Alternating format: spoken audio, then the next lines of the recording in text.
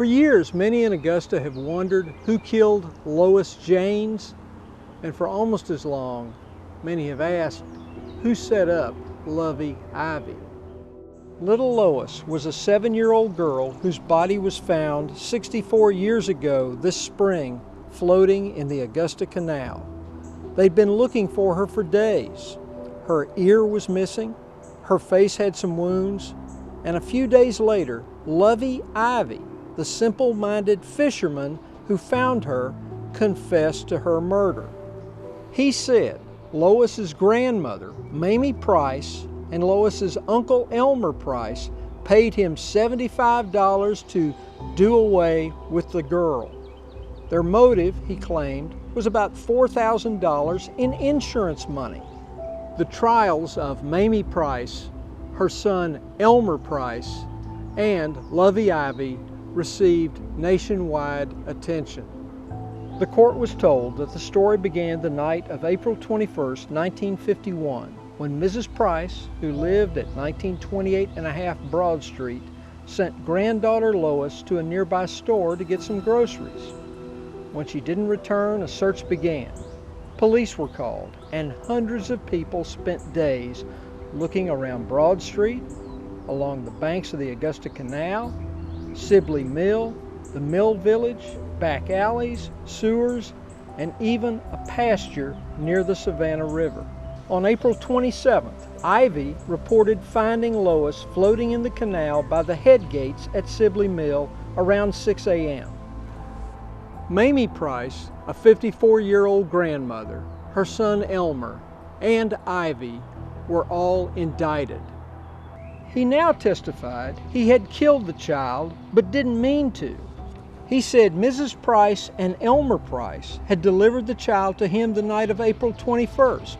She began acting up and he accidentally strangled her to keep her quiet. That was good enough for the jury, and Mrs. Price was found guilty and sentenced to life in prison. Her attorney appealed, and the Georgia Supreme Court granted her a new trial. She was freed, and that's when prosecutor George Haynes decided there wasn't enough evidence to try her again. Her son Elmer Price went to trial, but he was found not guilty. That left just poor old Lovey Ivey. The next year, he went on trial. Only this time, he changed his story again. He said that he hadn't killed the girl, that was a confession the cops beat him up and made him say. They said the cops were the ones that told him about the insurance plot. The jury didn't buy it. They convicted Lovey Ivey, and afterward, his attorney, Bill Fleming, who later became the Chief Superior Court judge, said it was just a tough case to sell because Ivey had confessed at one point. But some thought this simple man had gotten a raw deal. One of them was Chris Brady, not only the Chronicle's city editor, but also its columnist.